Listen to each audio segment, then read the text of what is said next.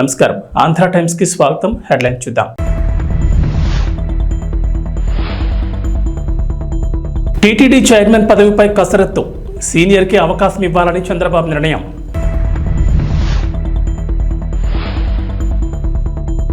Telangana Congress senior నేత ధర్మపురి శ్రీనివాస్ కన్నుమూత, పలువురి సంతాపం.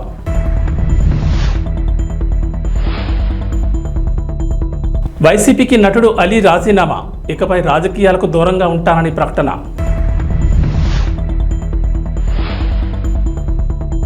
బంగాళాఖాతంలో అల్పపీడనం, ఏపీ తెలంగాణలో పలు జిల్లాలకు ఎల్లో అలర్ట్. ఆంధ్రప్రదేశ్లో కూటమి ప్రభుత్వం అధికారంలోకి వచ్చింది. ముఖ్యమంత్రి నారా చంద్రబాబు నాయుడు మంత్రులు పాలనలో బిజీ అయ్యారు. శాఖల వారీగా సమీక్షలు చేసుకుంటూ అవసరమైన మార్పులు చేస్తున్నారు.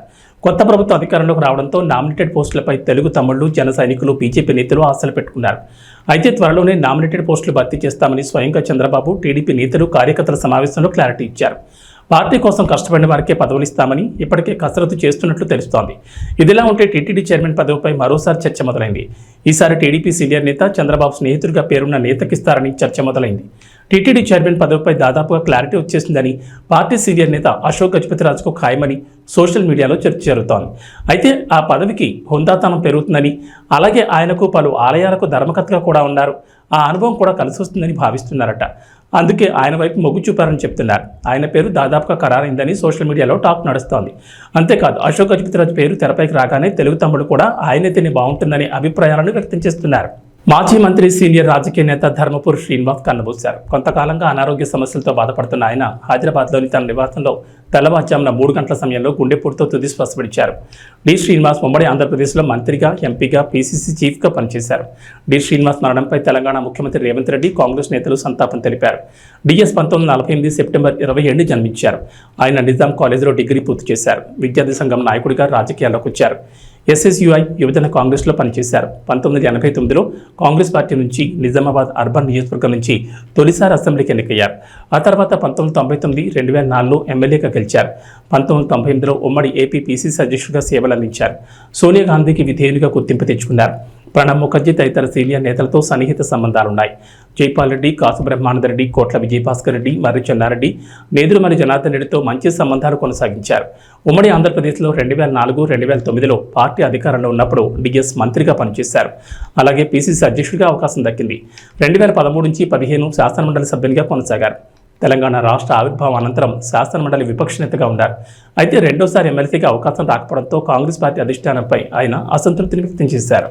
సినీ నటుడు అలీ వైసీపీకి గుడ్ బై చెప్పారు. తన రాజీనామా లెక్కను పార్టీ అధ్యక్షుడు జగన్ పంపించారు అలీ. 2019 ఎన్నికలకు ముందు వైసీపీలో చేరారు అలీ. ఆ పార్టీ తరఫున రాష్ట్ర వ్యాప్తంగా ప్రచారం చేశారు. ఆ ఎన్నికల్లో వైసీపీ అధికారంలోకి వచ్చింది. దీంతో అలీకి రాజ్యసభ పోస్టు ఇస్తున్నారని, ఎమ్మెల్సీ పదవి ఇస్తున్నారని వార్తలు తెగ వైరల్ అయ్యాయి. వక్ఫ్ బోర్డు చైర్మన్ పదవిపై కూడా ప్రచారం జరిగింది. అయితే ఆయనకు ఈ పదవులు ఏవి దక్కలేదు. 2022లో అలీని ఏపీ ప్రభుత్వ ఎలక్ట్రానిక్ మీడియా సలహాదారుడిగా ప్రభుత్వం నియమించింది. ఆ పదవిలో ఆయన 2 ఏళ్లు కొనసాగారు. 2024 ఎన్నికల్లో అయినా తనకు ఎమ్మెల్యే అభ్యర్థిగా సీటు వస్తుందని భావించారు అలీ. కానీ ఆ ఆశ నెరవేరలేదు. టికెట్ దక్కకపోవడంతో ఎన్నికల సమయంలో అలీ ఎక్కడా కూడా కనిపించలేదు. తాజాగా ఏపీ కూటమి ప్రభుత్వం పగ్గాలు చేపట్టిన నేపథ్యంలో అలీ వైసీపీని వీడడం చర్చనీయాంశమైంది. బాలనటుడిగా రాణించాక సినిమాలో తన సెకండ్ ఇన్నింగ్స్కి అవకాశం ఇచ్చిన రామానాయుడు కోసమే తాను 1999లో రాజకీయాల్లో అడుగుపెట్టానని అలీ తాజాగా విడుదల చేసిన వీడియో సందేశంలో తెలిపారు. రామానాయుడు బాపట్లలో ఎంపీగా నిలబడినప్పుడు వచ్చి ప్రచారం చేయాలని కోరడంతోనే టీడీపీలో చేరినట్లు స్పష్టం చేశారు. 20 ఏళ్ళు టీడీపీలో కొనసాగి తర్వాత వైసీపీలో చేరినట్లు తెలిపారు. ఇక తనకు అన్నం పెట్టింది తెలుగు పరిశ్రమని అలీ చెప్పుకొచ్చారు. 45 ఏళ్లుగా 6 భాషల్లో 1200 పైచిలుకు సినిమాల్లో నటించినట్లు తెలిపారు. తనకు సాయం చేసే గుణం ఉందని, దానికి రాజకీయ బలం తోడైతే మరింత సేవ చేయొచ్చనే ఉద్దేశంతోనే పాలిటిక్స్లోకి వచ్చినట్లు అలీ వెల్లడించారు. తానున్న పార్టీలో ఉన్న నాయకులను పొగడని తప్పితే ప్రతిపక్ష పార్టీలో నాయకులను ఎప్పుడూ తిట్టలేదని క్లారిటీ ఇచ్చారు. ఇకపై రాజకీయాలకే దూరంగా ఉంటానని ఆయన ప్రకటించారు. అందరికీ నమస్కారం. అస్సలాము అలైకుం రహమతుల్లాహి బర్కాతు. మిత్రులారా, 1999లో నేను రాజకీయాల్లో అడుగుపెట్టాను. మా పెద్దాయన డాక్టర్ డి రామానాయుడు గారి కోసం. ఎందుకంటే నేను చైల్డ్ ఆర్టిస్ట్ తర్వాత నేను మళ్ళీ ఒక వయసు వచ్చిన తర్వాత నాకు అద్భుతమైన అవకాశం ఇచ్చి ప్రేమ ఖైదీ అనే సినిమాతోటి మళ్ళీ నా కెరీర్ స్టార్ట్ అయింది చైల్డ్ ఆర్టిస్ట్ తర్వాత. అలాగే వారు బాపట్ల నుంచి ఇలాగ నేను ఎంపీగా నుంచి ఉంటున్నాను రా, నువ్వు రావాలి, నా క్యాన్వాస్ చేయాలి అనగానే తప్పకుండా గురుగారు, ఎందుకంటే మీ సినిమా తర్వాత నేను మళ్ళీ ఒక ఆర్టిస్ట్గా నేను ఎదిగాను. సో డెఫినెట్గా నేను వస్తాను అని చెప్పి వెళ్ళటం జరిగింది. అప్పుడు టీడీపీ హయాంలో దాదాపు ఒకే పార్టీలో 20 సంవత్సరాలు నేను ఉన్నాను. తర్వాత మళ్ళీ ఇటు రావడం జరిగింది. నాకు అన్నం పెట్టింది ఫస్ట్ నా తెలుగు ఇండస్ట్రీ, నా తెలుగు ప్రజలు, ప్రేక్షక దేవుళ్ళు, నా నిర్మాతలు, నా డైరెక్టర్సు, నా హీరోలు. ఈ రోజున ఈ రేంజ్లో నేను వెదిగాను. 45 సంవత్సరాలు ఇండస్ట్రీలో ఉన్నాను. దాదాపు 1200 సినిమాలు పైచిలుకు యాక్ట్ చేయడం జరిగింది. 6 భాషల్లో యాక్ట్ చేయడం జరిగింది. ఓకే, నేను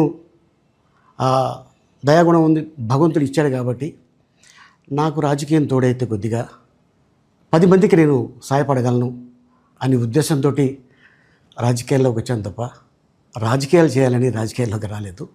ఇండస్ట్రీ నాకు ఇంత మంచి లైఫ్ ఇచ్చింది, నేనేం చేస్తే బాగుంటుంది అని నలుగురిని చూసి నేను ఒక ట్రస్ట్ పెట్టుకున్నాను మా నాన్నగారి పేరున. దాదాపు 16 సంవత్సరాలు అవుతుంది నేను ట్రస్ట్ పెట్టుకొని. ఏ రోజు కూడా ఈవెన్ దో కోవిడ్లో కూడా ప్రతి నెల వాళ్ళకి 1000 రూపాయలు నేను సాయం చేసేవాడిని. కోవిడ్లో కూడా ఆపకుండా అలా కంటిన్యూగా సాయం చేస్తూనే ఉన్నాను.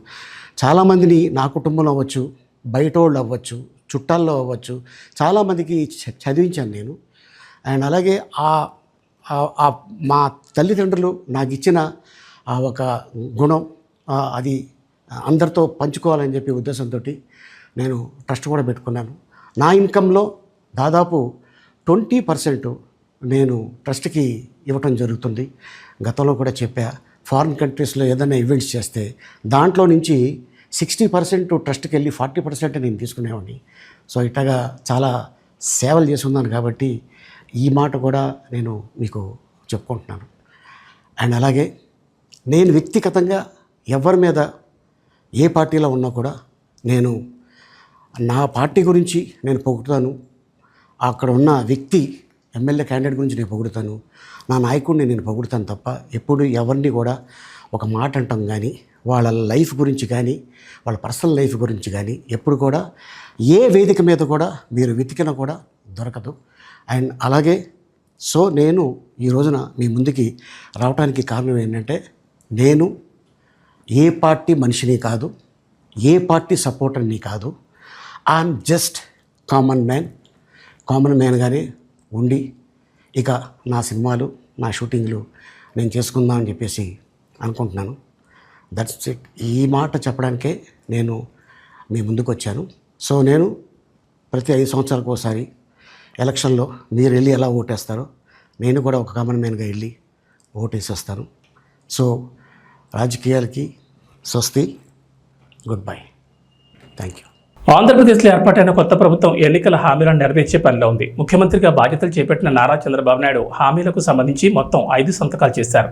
Mega DSC, land titling act రద్దు, పింఛన్ల పెంపు, అన్నా క్యాంటీన్ల ఏర్పాటు, నైపుణ్య గణన ఫైల్స్పై సంతకాలు చేశారు. అయితే ఇచ్చిన మాట ప్రకారం రాష్ట్ర వ్యాప్తంగా నైపుణ్య గణన చేపట్టేందుకు సిద్ధమైంది. రాష్ట్ర వ్యాప్తంగా ఇంటింటికి వెళ్లి నైపుణ్య గణన చేసేందుకు కసరత్తు చేస్తోంది ప్రభుత్వం. దేశంలోనే తొలిసారి ఆంధ్రప్రదేశ్లో నైపుణ్య గణన చేపడుతున్నారు. ఈ ప్రక్రియలో భాగంగా నిరుద్యోగులు ఏం చదువుకున్నారు, ఏ పని చేస్తున్నారు, వారి నైపుణ్యాలేంటి వంటి వివరాలు నమోదు చేస్తారు. ఒకవేళ ఎవరైనా తక్కువ ఆదాయం పొందుతుంటే వారి ఆదాయాన్ని పెంచే దిశగా అవసరమైన శిక్షణ ఇస్తారు. ఈ నైపుణ్య గణనను గ్రామ, వార్డు సచివాలయాల ఉద్యోగుల ద్వారా చేయించబోతున్నారు. అలాగే ఈ సర్వేను ఆన్లైన్లో చేయాలని ప్రభుత్వం ఆలోచన చేస్తోంది. స్కిల్ సెన్సెస్ ద్వారా సేకరించిన వివరాలను ఆధార్తో అనుసంధానం చేస్తారు. ఈ నైపుణ్య గణన కోసం ఒక ప్రత్యేక యాప్ రూపొందించాలని భావిస్తున్నారు. ఆంధ్రప్రదేశ్ తెలుగుదేశం పార్టీ అధ్యక్షుడిగా గాజువాక ఎమ్మెల్యే పల్లా శ్రీనివాసరావు బాధ్యతలు స్వీకరించారు. మంగళవారం పార్టీ కార్యాలయంలో కార్యక్రమం జరగా ఆయనకు పార్టీ నేతలు, కార్యకర్తలు అభినందనలు తెలిపారు. విద్యాశాఖ మంత్రి, టీడీపీ జాతీయ ప్రధాన కార్యదర్శి లోకేష్ పల్లాను పార్టీ అధ్యక్ష స్థానంలో కూర్చోబెట్టారు. పార్టీ బాధ్యతలు స్వీకరించిన పల్లా శ్రీనివాస్ తెలుగు తమ్ముళ్లకు శుభవార్త చెప్పారు. టీడీపీ కార్యకర్తలపై గత వైఎస్ఆర్సీపీ ప్రభుత్వం పెట్టిన అక్రమ కేసుల్ని 3 నెలల్లో తొలగించేందుకు కృషి చేస్తారని హామీ ఇచ్చారు. అలాగే కోర్టుల పరిధిలో ఉన్న రాజకీయ ప్రేరేపిత కేసుల్ని ఏడాదిలోగా తొలగించేలా చూస్తారన్నారు. తెలుగుదేశం పార్టీకి, ప్రభుత్వానికి సంధానకర్తగా వ్యవహరిస్తూ కార్యకర్తల సంక్షేమ లక్ష్యంగా పనిచేస్తారన్నారు. ఏ సమస్య వచ్చినా పార్టీ కార్యాలయానికి రావాలని నేతలు, కార్యకర్తలకు సూచించారు. ఆంధ్రప్రదేశ్ ముఖ్యమంత్రి నారా చంద్రబాబు నాయుడు ఎప్పుడు సీరియస్గా కనిపిస్తూ ఉంటారు. ఆయన నవ్వే సందర్భాలు తక్కువగానే ఉంటాయి. అలాంటిది చంద్రబాబు పడిపడి నవ్వారు. ఓ వీడియోను చూసి నవ్వును ఆపుకోలేకపోయారు. ఈ వీడియో సోషల్ మీడియాలో వైరల్ అవుతోంది. అబ్బా, చంద్రబాబు ఎన్నాళ్ళకు నవ్వారు అంటూ తెలుగు తమ్ముడు చర్చించుకున్నారు. సీఎం చంద్రబాబు పోలవరం ప్రాజెక్టుపై శ్వేతపత్రం విడుదల చేసిన సంగతి తెలిసిందే. ఈ క్రమంలో కొన్ని వీడియోలను ప్రదర్శించారు. శ్వేతపత్రం విడుదల చేసిన తర్వాత గత ప్రభుత్వంలో నీటిపారుదల శాఖ మంత్రి అంబటి రాంబాబు వీడియోను ప్లే చేశారు. ఆ వీడియోను చూసి చంద్రబాబు నవ్వు ఆపుకోలేకపోయారు. ఆ వీడియోలో పోలవరం ప్రాజెక్ట్ అనేది వెరీ కాంప్లికేటెడ్, అంత తేలిగ్గా అర్థం కాదు. ఏంటి అర్థం కాదని చెప్తున్నానంటే, అవును, నాకు అర్థం కాలేదు కాబట్టి చెప్తున్నాను. నేను అనేకసార్లు ప్రాజెక్ట్ విజిట్ చేసి స్టడీ చేసి అనేక మంది సలహాదారులతో మాట్లాడిన తర్వాత ఇది ఇప్పట్లో అయ్యే ప్రాజెక్ట్ కాదని నేను నిర్ణయం తీసుకున్నాను. ఈ మాట చెప్పిన మొదటి వ్యక్తి నేనే అన్నారు అంబటి రాంబాబు. అంబటి రాంబాబు వీడియోని చూసి చంద్రబాబు పడిపడి నవ్వేశారు, పగలబడి నవ్వారు. ఆ పక్కనున్న మంత్రులు కూడా నవ్వుకున్నారు. పోలవరం ప్రాజెక్ట్ అంటే ఎంత హాస్యమైందో చూడండి అన్నారు సీఎం. సరే, వీళ్ళ ప్రకటనలు అది వినాల్సిన పిల్లలు కూడా మీరు చాలాసార్లు విన్నారు. ఏంటి ఏనండి సరిపోతుంది.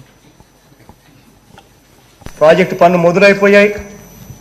ప్రాజెక్టు 2021 జూన్ నాటికి కంప్లీట్ చేస్తాము, నీళ్ళు ఇస్తామని కూడా ఖచ్చితంగా చెప్తాము.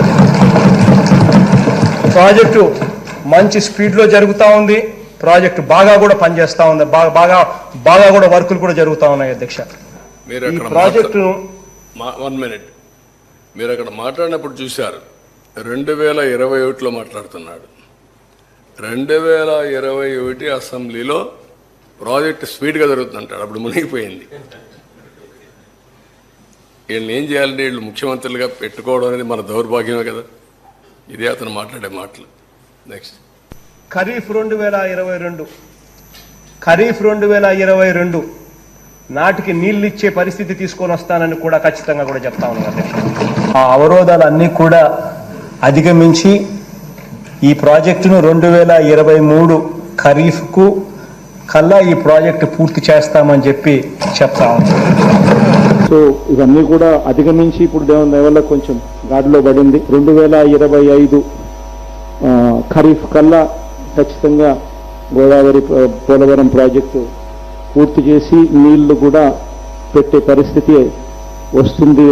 జూలై ఆగస్టులో ఆ వరద 2025 జూలై ఆగస్టులో 41.15 మీటర్లలో నీళ్లు పెట్టే పరిస్థితి కూడా ఇది ఈ పోలవరం ప్రాజెక్ట్ అనేది వెరీ కాంప్లికేటెడ్. అంత తేలిగ్గా అర్థం కాదు. ఏంటి అంత అర్థం కాదని గట్టిగా చెబుతున్నారంటే నాకు అర్థం కాలేదు కాబట్టి. నేను అనేక సార్లు విజిట్ చేసి స్టడీ చేసి అనేక మంది అడ్వైజర్తో మాట్లాడిన తర్వాత నేను నిర్ణయం తీసుకున్నా, ఇది ఇప్పుడు పూర్తయ్యేది కాదు అని చెప్పిన మొదటి వ్యక్తిని నేను. విన్నారు కదా ఎంత హాస్యం అయిపోయిందో.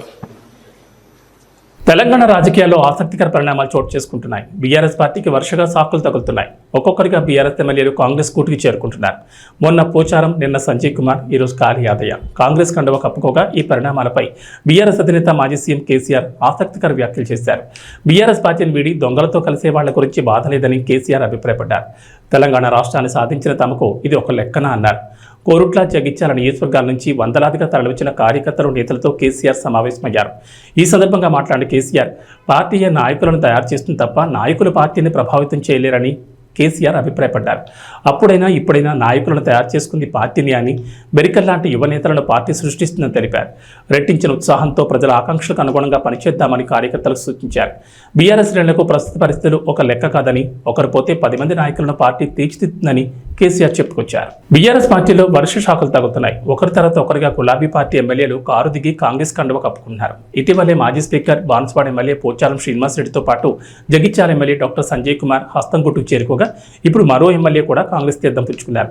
చేవెళ్ల ఎమ్మెల్యే కాళీ యాదయ్య కాంగ్రెస్లో చేరిపోయారు. ఢిల్లీలో సీఎం రేవంత్ రెడ్డి కాళీ యాదయ్యకు కండువా కప్పి పార్టీలోకి ఆహ్వానించారు.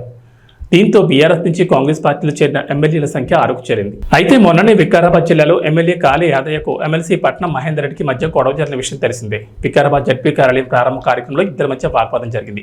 అసంపూర్తిగా ఉన్న భవనాన్ని ప్రారంభించడం వెంటనే పట్నం మహేందర్ రెడ్డిని చేవెళ్ల ఎమ్మెల్యే యాదయ్య నిలదీశారు. దీంతో ఇద్దరు నేతల మధ్య మాటల యుద్ధం నడిచింది. మధ్యలో కలగేసుకున్న అసెంబ్లీ స్పీకర్ గడ్డం ప్రసాద్ కుమార్ ఇద్దరిని సముదాయించారు. దీంతో గొడవ అక్కడితో సద్దుమణిగింది. భద్రాద్రి కొత్తగూడెం జిల్లా ఇల్లందుపాడు ప్రాథమిక పాఠశాలలో విధులు నిర్వహిస్తున్న ఉపాధ్యాయుడు కాల్వ సుధాకర్ ప్రతిరోజు మద్యం తాగి వచ్చి విద్యార్థులను బూతులు తిట్టేవాడు. సుధాకర్ వేధింపులు భరించలేక ఆయనను క్లాస్ రూమ్ లో బంధించి తాళం వేశారు. సార్ మేము ఈ స్కూల్ ఉన్నప్పటి నుంచి ఒకటే తాగుతాండు, రోజు తాగుతాండు. బండి అక్కడ నుంచి ఇక్కడ ఊగుతా ఉంటది. ఎప్పుడు చూసినా తిరుగుతా ఉంటాడు, కూకి బూతుమాట తిరుగుతా ఉంటాడు. ఏ పడితే నోటికి వచ్చినట్టు వాగుతా ఉంటాడు సార్. కల్కి 2898 ఏడీ సినిమా బాక్స్ ఆఫీస్ దగ్గర కలెక్షన్ల వర్షం కురిపిస్తోంది. బాహుబలి 2 తర్వాత ప్రభాస్ సినిమాకి మళ్ళీ ఆ రేంజ్ బ్లాక్ బస్టర్ టాక్ రావడంతో థియేటర్లో కళకళలాడిపోతున్నాయి. సినిమా చూసిన ప్రతి ఒక్కరూ హాలీవుడ్ రేంజ్లో ఉందంటూ ప్రశంసిస్తున్నారు. సౌత్లోనే కాకుండా నార్త్లో కూడా కల్కి హవా మామూలుగా లేదు. ఇప్పటికే బాక్స్ ఆఫీస్ దగ్గర ఈ చిత్రం భారీ ఓపెనింగ్ సాధించింది. ఇక ఇదే ఊపులో ప్రభాస్ తాను తర్వాత చేయబోయే చిత్రం స్పిరిట్ పనులు కూడా మొదలు పెట్టబోతున్నారు. ఈ సినిమాను సందీప్ రెడ్డి వంగ తెరకెక్కించబోతున్నారు. సందీప్ రెడ్డి ఇటీవల ముంబైలో ప్రభాస్ను కలిసి ఈ చిత్రానికి సంబంధించిన లుక్ గురించి చర్చించారట. ఈ సినిమాలో ప్రభాస్ పోలీస్గా కనిపించబోతున్నట్లు ఇప్పటికే సందీప్ రెడ్డి ప్రకటించారు. ఈ క్యారెక్టర్ కోసం కాస్త లీన్ లుక్ మెయింటైన్ చేయాలని ప్రభాస్కి సందీప్ చెప్పారట. ఈ చిత్రంలో ప్రభాస్ 30 ఏళ్ల వయసులో ఉన్న పోలీస్ ఆఫీసర్గా కనిపించబోతున్నారని టాక్. అందుకే ఇప్పుడున్న దానికంటే కాస్త ఫిట్గా ఉండాలని సందీప్ కోరారట. దీన్ని బట్టి ప్రభాస్ రెబల్, మిర్చి టైంలో కనిపించిన లుక్లో మళ్లీ మారే అవకాశం ఉంది. ఇక ఈ చిత్రం 300 కోట్ల బడ్జెట్తో తెరకెక్కబోతోంది. సినిమా రిలీజ్ అయిన తొలి రోజే ఈ బడ్జెట్లో సగం రికవరీ చేస్తామని డైరెక్టర్ సందీప్ రెడ్డి ఇటీవల ఇచ్చిన ఓ ఇంటర్వ్యూలో చాలా ధీమాగా చెప్పారు. 300 కోట్లతో ఈ సినిమా రూపొందిస్తాం. శాటిలైట్, డిజిటల్ రైట్స్ నుంచి ఆ బడ్జెట్ను రికవరీ చేసేస్తాం. అంతేకాకుండా ఈ చిత్రం తొలి రోజే 150 కోట్ల వసూలు సాధిస్తున్నట్టు సందీప్ చెప్పారు. అలానే సినిమా స్క్రిప్ట్ వర్క్ 60% పూర్తయిందని, ఈ ఏడాది డిసెంబర్లో షూటింగ్ స్టార్ట్ అయ్యే అవకాశం ఉందని సందీప్ అన్నారు. ప్రభాస్ని ఇప్పటివరకు ఎవరూ చూపించిన విధంగా స్పిరిట్లో చూపిస్తానంటూ సినిమాపై అంచనాలు భారీగా పెంచేశారు సందీప్. ప్రభాస్ వెనక్కి తిరిగి చూసే స్టైల్ చాలా యూనిక్గా ఉంటుందని, అలాంటివి చిత్రంలో చాలా ఉంటాయంటూ సందీప్ అన్నారు. మరోవైపు ప్రభాస్ విషయానికి వస్తే కల్కి సక్సెస్ తర్వాత డార్లింగ్ యూరోప్ వెళ్లారు. కొన్ని వారాల పాటు అక్కడ హాలిడే ఎంజాయ్ చేసి తిరిగి హైదరాబాద్ రానున్నారు. వచ్చిన తర్వాత స్పిరిట్ సినిమా లుక్లోకి మారాల్సి ఉంటుంది. మరికొన్ని గంటల్లో T20 ప్రపంచ కప్ 2024 ఫైనల్ మ్యాచ్ జరగనుంది. బార్బడోస్లోని కెన్సింగ్టన్ ఓవల్ వేదికగా రాత్రి 8 గంటలకు భారత్, దక్షిణాఫ్రికా ఈ మ్యాచ్లు తలపడనున్నాయి. ఈ ఫైనల్ మ్యాచ్పై ఇంగ్లాండ్ మాజీ క్రికెటర్ మాంటీ పనేసర్ ఏఎన్ఐ ఇంటర్వ్యూలో మాట్లాడుతూ చెప్పిన జోస్యం ఇప్పుడు నెట్టింట వైరల్ అవుతోంది. ఈ పోరులో ఖచ్చితంగా టీమిండియా గెలుస్తుందని పనేసర్ అంచనా వేశాడు. అలాగే ఈ టోర్నీలో ఫామ్లో లేని విరాట్ కోహ్లీ సెంచరీ చేస్తాడని ఇంగ్లాండ్ మాజీ ఆటగాడు జోస్యం చెప్పాడు. కాగా IPL 2024లో అద్భుత ప్రదర్శనతో విరాట్ కోహ్లీ ఆకట్టుకున్న విషయం తెలిసిందే. 61.75 సగటు, 154.69 స్ట్రైక్ రేటుతో 741 పరుగులు చేసి ఆరెంజ్ క్యాప్ గెలుచుకున్నాడు. కానీ ఆ తర్వాత రోజుల వ్యవధిలోనే జరిగిన T20 వరల్డ్ కప్లో ఫామ్ కోల్పోవడం అభిమానులను కలవరపరుస్తోంది. ఈ మెగా టోర్నీలో కెప్టెన్ రోహిత్ శర్మతో కలిసి ఓపెనింగ్ చేసిన విరాట్ 7 మ్యాచ్ల్లో 10.71 సగటుతో కేవలం 75 పరుగులు మాత్రమే చేశాడు. ఇక పనేసర్తో పాటు రోహిత్ శర్మ కూడా ఫైనల్లో కోహ్లీ రాణిస్తాడని విశ్వాసాన్ని వ్యక్తం చేసిన విషయం తెలిసిందే. సెమీఫైనల్లో ఇంగ్లాండ్పై భారత్ 68 పరుగుల తేడాతో విజయం సాధించిన తర్వాత రోహిత్ శర్మ మాట్లాడుతూ నాకౌట్ మ్యాచ్ల్లో కోహ్లీ ఎంతో సమర్థవంతమైన ఆటగాడని తెలిపాడు. ఇక వాతావరణ విషయానికి వస్తే బంగాళాఖాతంలోని ఉత్తర ఒడిశా తీరం సమీపంలో అల్పపీడనం ఏర్పడినట్లు భారత వాతావరణ విభాగం వెల్లడించింది. అయితే తెలంగాణపై దీని ప్రభావం పెద్దగా ఉండకపోయినా ఓ మోస్తరు వర్షాలకు అవకాశం ఉందని తెలిపింది. 2 రోజుల పాటు 15 జిల్లాల్లో ఈదురుగాలతో కూడిన ఓ మోస్తరు వర్షాలు కురుస్తాయని అంచనా వేసింది. కరీంనగర్, పెద్దపల్లి, జయశంకర్ భూపాలపల్లి, ములుగు, భద్రాద్రి కొత్తగూడెం, ఖమ్మం, వికారాబాద్, సంగారెడ్డి, మెదక్, కామారెడ్డి, మహబూబ్ నగర్, నాగర్ కర్నూలు, వనపర్తి, నారాయణపేట, జోగులాంబ, గద్వాల జిల్లాలకు ఎల్లో అలర్ట్ జారీ చేసింది. హైదరాబాద్ నగరంలోనూ తేలికపాటి వర్షాలకు అవకాశం ఉన్నట్లు పేర్కొంది. మరోవైపు శుక్రవారం రాష్ట్రంలోని పలు జిల్లాల్లో భారీ వర్షాలు కురిశాయి. అత్యధికంగా జగిత్యాల జిల్లా బీర్పూర్ మండలం కొల్లాయిలో 6 సెంటీమీటర్ల వర్షపాతం నమోదైంది. ఏపీలో కూడా వర్షాలు కురుస్తాయంటోంది వాతావరణ శాఖ. ఉత్తర ఒడిశా తీరం సమీపంలో బంగాళాఖాతంలో అల్పపీడనం ఏర్పడింది. అలాగే రుతుపవనాల ప్రభావంతో వర్షాలు పడుతున్నాయి. ఇవాళ అల్లూరు సీతారామరాజు, పార్వతీపురం మన్యం, తూర్పుగోదావరి, కాకినాడ, కోనసీమ, పశ్చిమ గోదావరి, ఏలూరు జిల్లాలో అక్కడక్కడ పిడుగులతో కూడిన తేలికపాటి నుంచి మోస్తరు వర్షాలు కురిసే అవకాశం ఉందని విపత్తుల నిర్వహణ సంస్థ MD రోనంకి కోర్మానా తెలిపారు. అలాగే శ్రీకాకుళం, విజయనగరం, విశాఖపట్నం, అనకాపల్లి, కృష్ణా, NTR, పల్నాడు, ప్రకాశం, నెల్లూరు, చిత్తూరు, తిరుపతి, నంద్యాల, కడప, అన్నమయ్య జిల్లాలో అక్కడక్కడ పిడుగులతో కూడిన తేలికపాటి వర్షాలు కురిసే అవకాశం ఉందంటున్నారు. ఇవి బులెటిన్ విశేషాలు. నమస్కారం.